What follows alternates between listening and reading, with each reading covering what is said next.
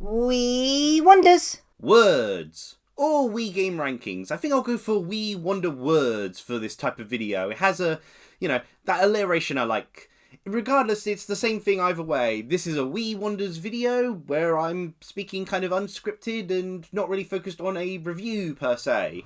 Okay, I guess I should explain from the top for those who have just clicked on this video. For those who don't know, Wii Wonders is my series of Wii game review videos, wherein I play through a Wii game for at least a minimum of 14 hours. Used to be longer, but oh gosh, trying to find 14 hours alone is hard enough. And then I'd basically review it, and I'd recommend to people what are the type of people who'd like to play this sort of game, is this more suited for elderly people, for FPS people, younger audiences, people who've experienced with certain genres. That's how my Wii Wonders is structured. So it's less about the quality of the game and more who would like this sort of game. And, trying to put as much of my personal opinion as I can aside when suggesting the game that's best suited for you. The Wii Wonder Words here, or Wii Game Rankings, is a little different. Because as I play through these Wii games, obviously I have my own personal opinions and I have my own personal rankings for them. And this is what this video is for. Season 2 of Wii Wonders has just wrapped up. It primarily focused on Wii games released in the year 2007, so the launch year, first year of the Wii on the market sort of thing. Yeah, this is the video that's going to be going over my sort of like personal rankings of my preferred the Wii games of that season, or I say preferred, or in order of preference, because I'm going to cover all, I believe it's 12 games I ended up covering, because there's 2 special ones, of Season 2. And I hope you'll enjoy hearing my thoughts and what I have to say about them. I'll, of course, have a tea, as anyone who's clicked on the Grin Brothers before will know, I have a tea to try out. Nothing too fancy, and I'll be trying that out later. Anyway, before we begin, if this is up in time, a little advertisement for something else I'm doing. The To Be Commissioned raffle is up on DeviantArt at the moment. It's a raffle for artists who want to be commissioned.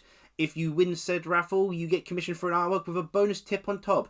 And the reason why I'm bringing this up during a YouTube video is this raffle gets to decide a playthrough that gets done on the Grin Brothers YouTube channel. So feel free to consider checking out the To Be Commissioned raffle. I'll have a link down below in the summary. And up on screen you'll have seen artwork by various artists who have previously entered and won the To Be Commissioned raffle. And they, as I said, they've each got their own respective playthrough, so please consider checking that out. If you're an artist with commissions who can accept payment through PayPal, there you go.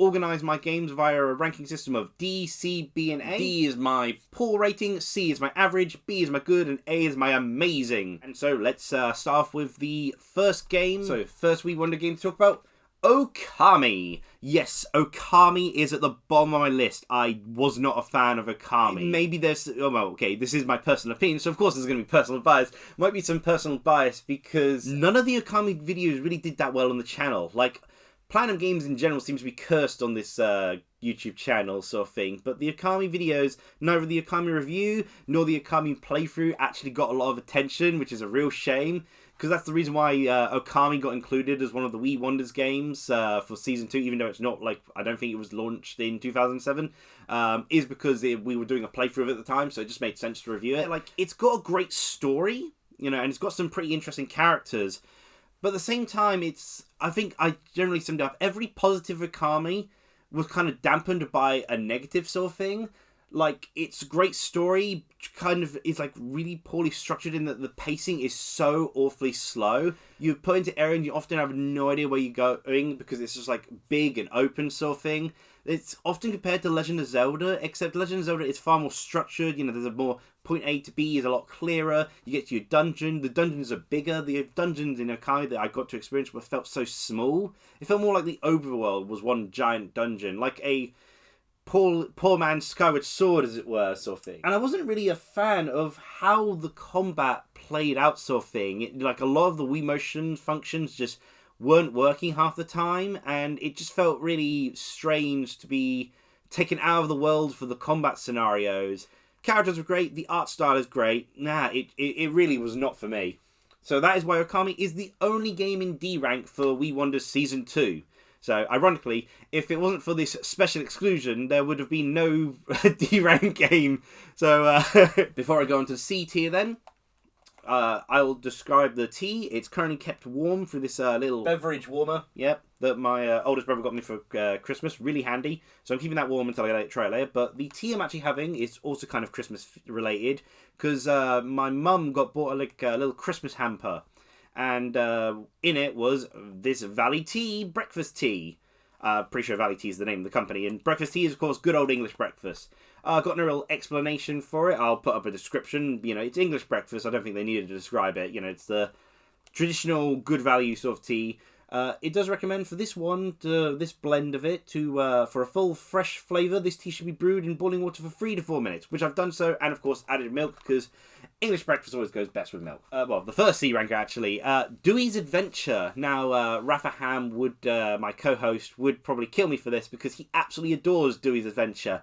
But I had a very frustrating time with this game. I mean, I was not kidding when I said it caused my blood pressure to go to unsafe levels. My blood pressure spiked whilst playing this game. I was having dizzy spells and everything. It is a fun game. It is a charming game. But oh gosh, if you're trying to go for all those little guys, the Etus, I believe, or Edus, it is so tricky. You have to be so precise, and maybe Wii Motion Plus makes the sort of like tilt controls that work better with the standard Wiimote harder. But oh gosh, it does a surprising amount of things with its limited capacity, and it kind of like struggles to get through it all, sort of thing. There are so many good ideas. Again, the temp control, changing from water form of Dewey to mist form of Dewey, amazing concepts. Well, ice form of Dewey, amazing concept sort of thing. I do feel the mist form is kind of underutilized at points, but when it gets utilized, it's really cool. It feels very natural for Dewey to attack with a hip attack. I kind of think that it kind of would make sense if they kind of themed like it as a sort of ecchi game at that point, but no, Dewey attacking with their hips with like a very natural sort of like homing attack sort of thing, really cool. I mean, this could have been like a Sonic the Hedgehog spin-off for all we know. The art of the game, like it looks good on its own, but then the cutscene art, it's the same as the LDs thing. Absolutely beautiful, absolutely stunning. I mean, I can't put aside the fact that this actually caused me medical problems. This was a painful experience. You know, for as fun as, you know, so I have to take that into consideration when I consider about how it did have a lot of charm, had a lot of cool level designs. Except Restless Ruins. Restless Ruins can go to hell. That was awful. I hated every moment of Restless Ruins. Okay, so number 10. Still in the C rank here. Bust-A-Move. Called something else in America, I believe. I think it's Bust-A-Move Revolution over in America. This game didn't release in Japan, and unfortunately that kind of shows from a Japanese developer standpoint sort of thing. And what I mean by that is that it feels like they put a lot less effort in the presentation, and the game is a little bare bones, unfortunately. Like, it's a really solid game. It is Bust-A-Move, and it's really well crafted Bust-A-Move. And the motion controls are nice, and they give you different options, which is cool, not many. You can play with the regular controller sort of thing. And it's got a really fun multiplayer. But at the end of the day, it's, you know, there's not really a story to it. There's not really many game modes. There's basically the main mode, the multiplayer, and endless mode, and that's literally it. There's not enough, you know, the art seems a bit, you know, the art gallery seems a little bit cheap, on the cheap side sort of thing. It feels like a budget sort of game. A brilliant budget game, if you think of it like that.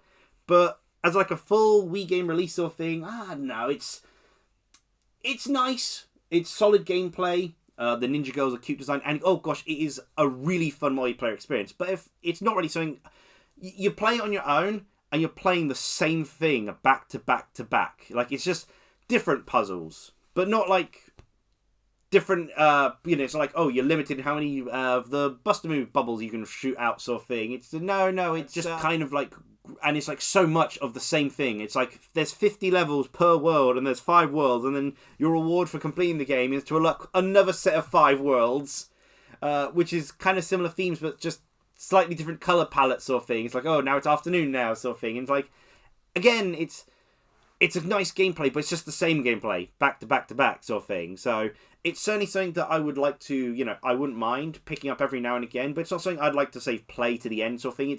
It's more the sort of like, friends are over, you want to have some crazy game to play for multiplayer experience? Well, there's Bust-A-Move. Bust-A-Move is your crazy multiplayer game.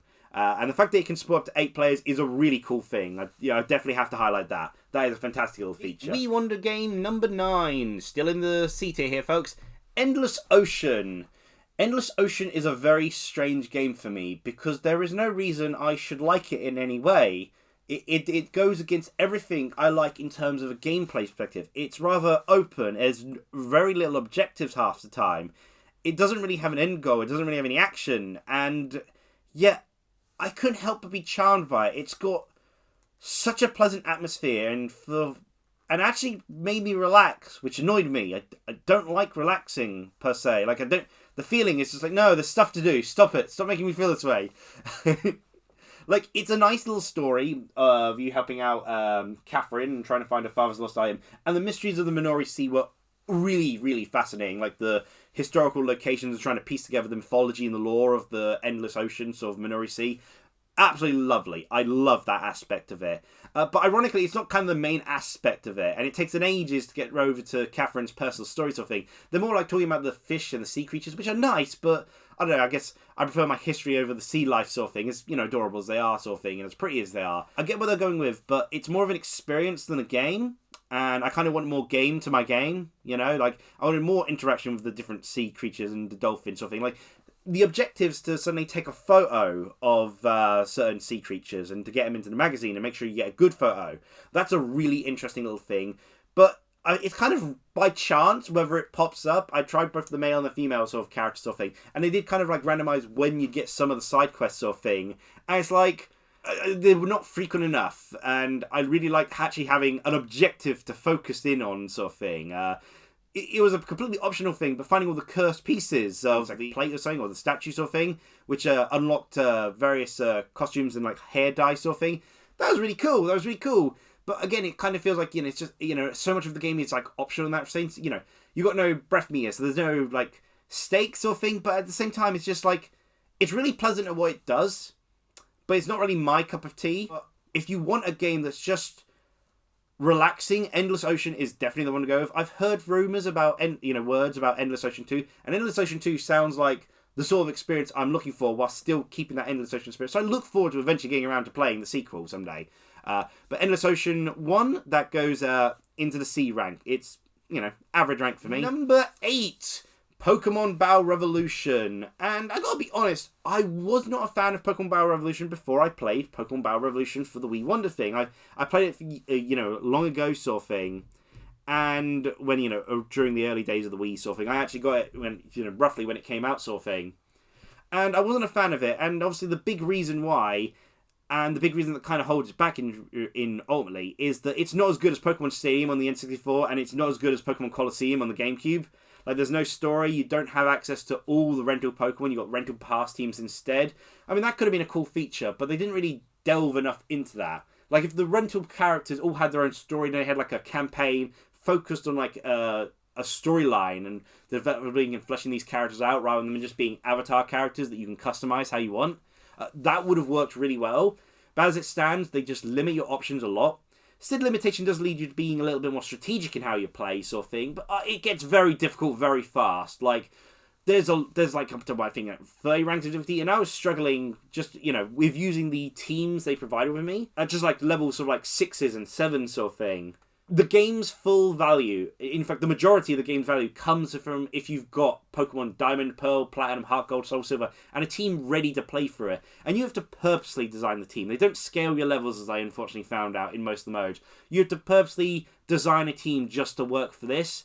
And whilst it was really cool to do that and to build up, it takes so much time to get to that. It's a great looking game. The announcer's a good time sort of thing, but it's held back so much by the fact that you have to have that DS game to actually properly enjoy Pokemon Battle Revolution. It's really at the end of the day, and at that, the DS connection didn't work well, but that could just be this game room sort of thing. Held back a lot.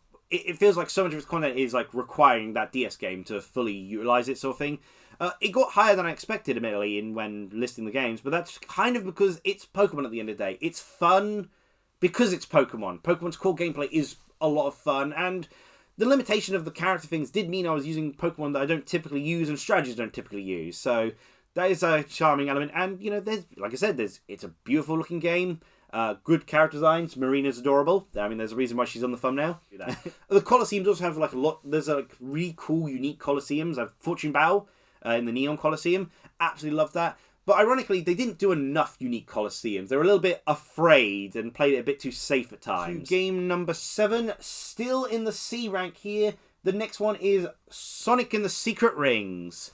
This game was actually, bearing in my opinion that I initially played it, Sonic and the Secret Rings used to be my least liked Sonic game ever. I hated this game for a long while. It then got outdone by Sonic CD. I really wasn't a fan of Sonic CD. I've played through Sonic and the Secret Rings, and I know why I disliked Sonic and the Secret Rings back in the day. This game has an awful start. You have to unlock better controls. The moment you unlock better controls and get further into the game, fantastic. It improves so much, but that drawback of just how bad it is initially cannot be, understated sort of thing. It is such a barrier to entry. I'm not a fan of games having rough starts sort of thing. Like, there's people who will say, oh, the game gets good after 15 to 20 hours sort of things. Like, I'm not playing, 20 hours of a bad game to get to the good part, But Sonic the Secret Rings does have plenty of good parts. It's a great looking game. It's once the controls work, they work wonderfully. There's a surprising amount of depth into this auto-running game to it sort of thing. Time where you jump, actually exploring and finding big throughout the levels, which requires you to stop, which is, again, for an auto-runner, it's such a strange concept. They have lots of different side quest thing throughout the game, and the story's really cool seeing the different takes on Sonic and his friends. What's also pretty neat, not sure Rafi would agree with me, is the sort of mini games, pie game sort of thing. There's a surprising amount of side content to Sonic and the Secret Rings. The fact that I know this is a rush game because originally they were going to just try to port Sonic 06 to the Wii, and obviously they realised, we can't do that. Mini games and stuff give me nice Sonic Shovel 5s but admittedly it is a bit of a mix sort of thing because they don't delve enough into it, and there is a real element of luck to it, which unfortunately blindsided Ruffy. But yeah, really cool locations: the Slimy Pirate Cove, the Spectral Palace, the Dinosaur Land, and the bosses are really cool sort of thing. So there's a lot of good elements, but oh gosh, that starting point, and there's a lot to slow. And once you complete the game, you have to do a lot of stuff to unlock the actual proper ending. There's a lot that slows you down, sort of thing. But yeah, it's good, but that start really holds it back. Sixth game, the final one of the C rank, and this was a hard one to decide because I was constantly going back and forth as to whether this should be C rank or B rank. It's Cookie Mama. Cookie Mama, varied controls to use its various different gameplay elements. Really charming with Cookie Mama's character design, and a real blast to play in multiplayer. It's a fun game, and it avoided the disadvantage of Buster Move in that it's not so much the same thing because the cooking is different a lot of the time. I think I underexplored the multiplayer. I think that, perhaps if I focused more on the multiplayer, it could have gone into the B rank. Effectively, I kind of wanted more out of the charm of the game. It has Cookie Mama as character, but you don't really see her too often. They have the managed kitchen mode, and it's really underutilized. It's kind of just there. You have the Cookie Mama and Friends thing, which are a surprisingly tricky challenge, and was also an element that I thought, I should have tackled this sooner, sort of thing. But oh gosh, you don't really get to see Cookie Mama's friends that often. There's little presentational details, getting to know the characters you're doing the cooking things with, that would really help flesh it out, sort of thing, and made it more of an experience to go back to, sort of thing, on a more frequent basis. It's I didn't have the compulsion to kind of play through to the end of the, get every single recipe sort of thing. But if there was more story reasoning to why, I'd probably have that extra incentive to go along with the gameplay sort of thing. Controls are mostly solid. There are one or two which is oh gosh, how do you work this? Or oh gosh, this is probably explained. But for the most part, all really well done. And again, it's interesting. There are so many different controls for a kid to learn, sort of thing. But it's not too frantic, so it feels like this is a game that still would work well for kids because they do, explain it all. Anyway, let's try out this Valley Tea. It should have been kept nice and warm. Oh gosh, the bottom of it's blazing hot on this cup. Please consider liking, commenting, and subscribing. A slightly malty taste to it. Very slightly. I think the type of cup I'm using meant that it didn't keep as warm as I'd like it to. The milky flavour kind of overpowered the English breakfast. Again, I brewed this for 4 minutes. And the strength of the flavour, it's got a bit of a sweet kick. But the milk overpowered a lot of it in the case of this English breakfast. So, it's nice. And it has a nice sort of feel going through the back of the throat. It's a little sweet, a little malty. But it's mostly milky now. And I didn't even pour that much milk in. So it's English breakfast, but with some slight sweet, slight hints of flavour to it, sort of thing. It's nice, though. Admittedly, I will say I have had better English breakfast, but it's not a tea I dislike. So we've gone through D, we've gone through C. Now it's for the B ranking games. Number 5, Lara Croft Tomb Raider Anniversary. This game is terrible to do in a review format. It's an amazing game, but oh gosh, trying to do it as a review is incredibly hard because levels can feel absolutely gigantic. Tough sort of decisions between exploring sort of things. There's a lot of trial and error, and you die so many times. This, the Dark Souls of games. It is a challenging game with long levels that you end up having to redo a lot of the time to find the things you want and the artifacts to fill out the collection sort of thing. And the way I do the sort of Wii Wonder review structure doesn't really work well for the game, but I recognize that it was a really fun game, and every time I was like, not having to worry about the pressure of like, oh, I gotta do this much content within my 14-hour time limit I set myself, it was great. It will take, you're either incredibly skilled and will blast through the game, and if you, or you're going to die, and try again, but 90% of the time, it's very fair in your deaths. I wasn't getting angry at the game. I was more angry about the time limit thing. It's like, oh gosh, I need to get...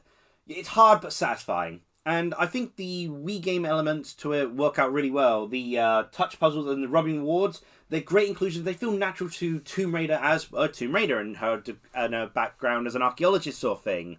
Works wonders in that regard. Again, it's very hard because there's some great unlockables, some great costumes. I really wanted to get that the diving suit costume, but they are also incredibly hard to obtain. A lot of reward if you're able to get through it sort of thing. But yeah, Lara Croft Tomb Raider Anniversary, really great game. But you need to set aside some good time to actually play it sort of thing. It's like, don't want to try to play it when you're rushing about with other things. Because you're not going to have a great time if you're constantly under that pressure. There's already enough pressure about trying to make a jump in the first place. But it's amazing how well it all holds up. The Wii controls all feel very natural. And Lara Croft still remains beautiful to this day. Next up, the fourth game, Resident Evil, The Umbrella Chronicles. Now, I love rail shooters, so this isn't too surprising. But what really surprised me about Resident Evil, The Umbrella Chronicles is how good it is as a single-player experience. Now, rail shooters, of course, are always great fun as a multiplayer experience, but they actually tailored Resident Evil The Umbrella Chronicles to a really good single-player format with the various files to find throughout the level sort of thing and the rankings, and like some levels which are just single-player only at first until you've completed the base game sort of thing. And it's really interesting that that's the case. A really good fun as a single-player experience and really good fun as a multiplayer experience sort of thing. The quick time events spice it up. There's a nice, it's a bit fuzzy, but there's a nice cinematic feel at the same time to it sort of thing.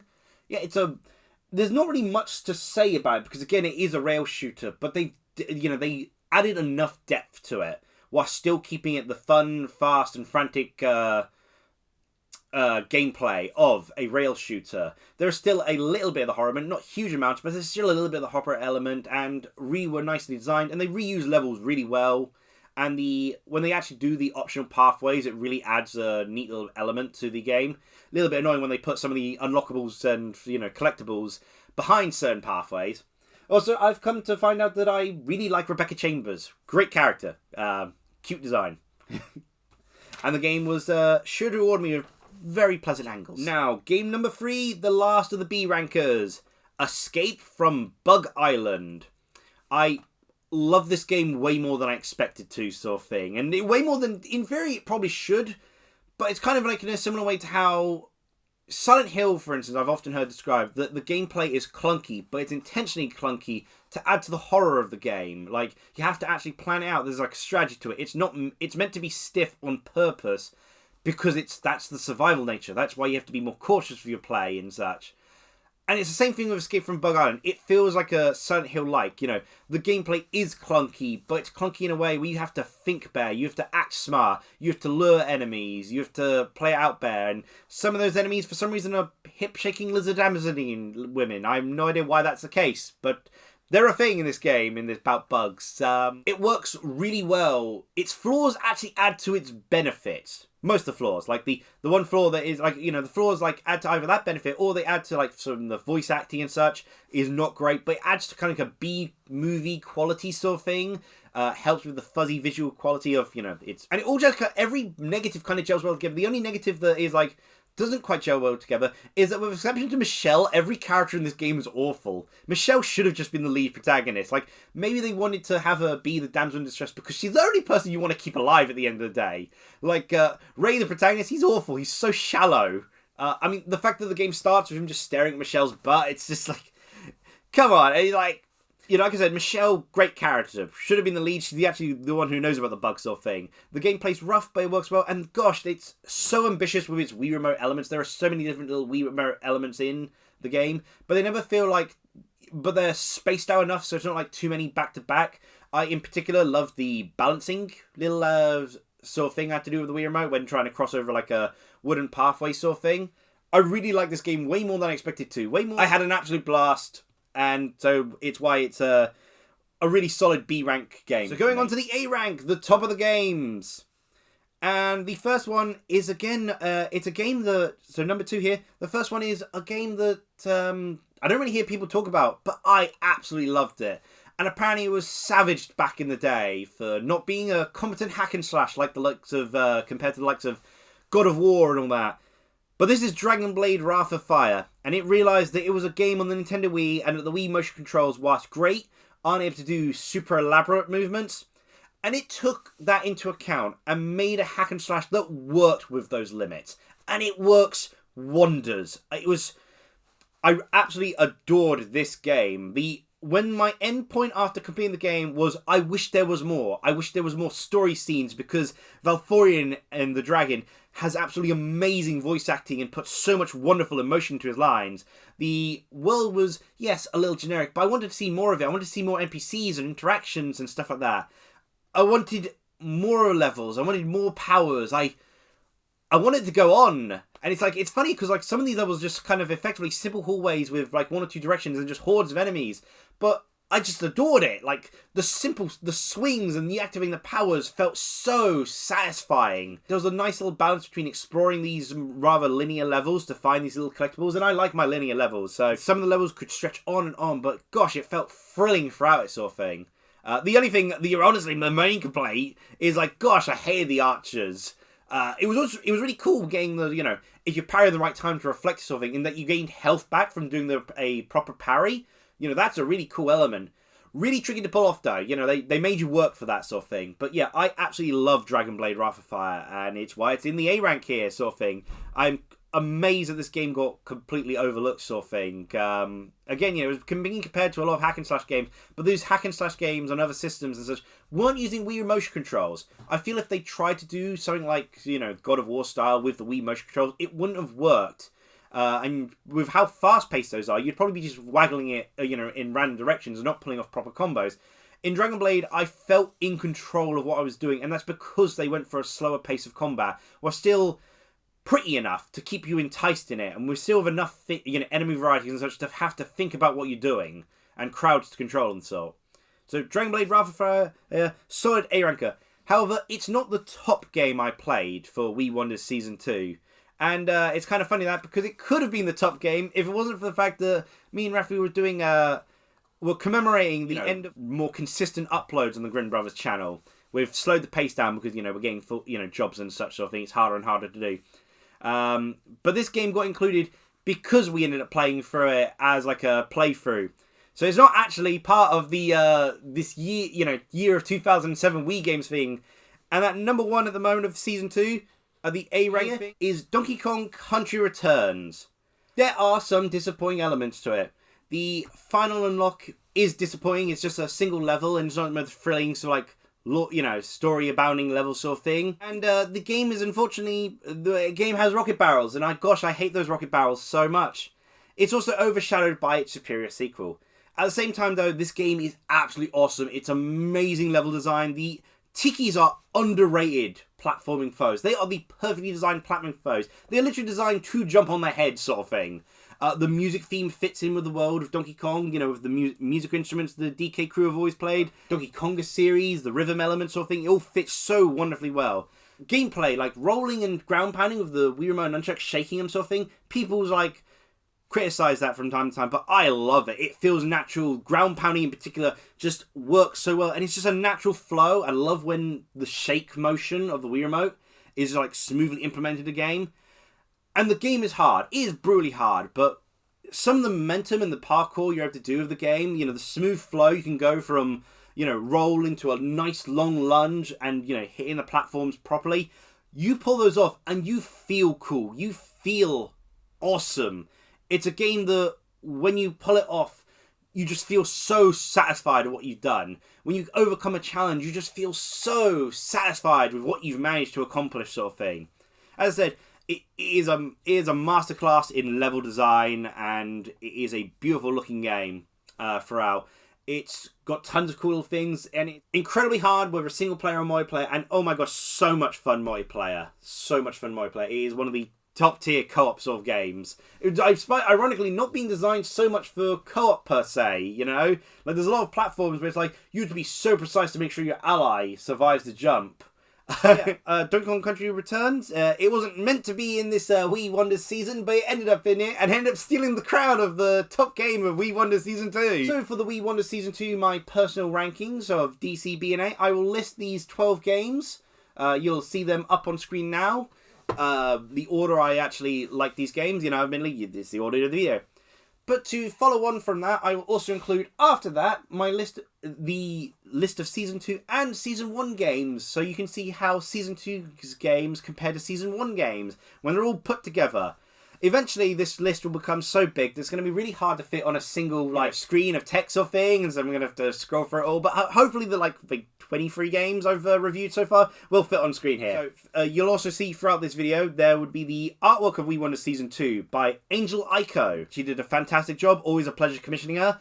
Nanka was in that Dawn outfit because I absolutely adore Dawn, and of course Pokemon Battle Revolution was going to be the final piece of the puzzle sort of thing, and I did have to play through Pokemon Diamond to make a full-on team for Nanka to use, sort of thing, to represent Nanka. That was the Wii Wonders Season 2.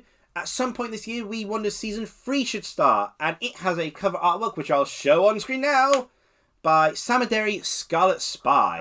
I'm hoping to get the first Wii Wonders review video done by April, but to be fair, I'm being a little bit loose in terms of the uploads because I don't want to put too much pressure on myself, you know, trying to get a job. Look forward to Wii Wonders Season 3, which will be focused on licensed games from various TV series, cartoons, animes, comics, etc. That's what will be covered in Wii Wonders Season 3. I hope you enjoyed Wii Wonders Season 2. I hope you enjoyed Wii Wonders in general, and the Grin Brothers content, and I hope you'll look forward to Wii Wonders Season 3. Oh, and please consider liking, commenting, and subscribing. Cheerio!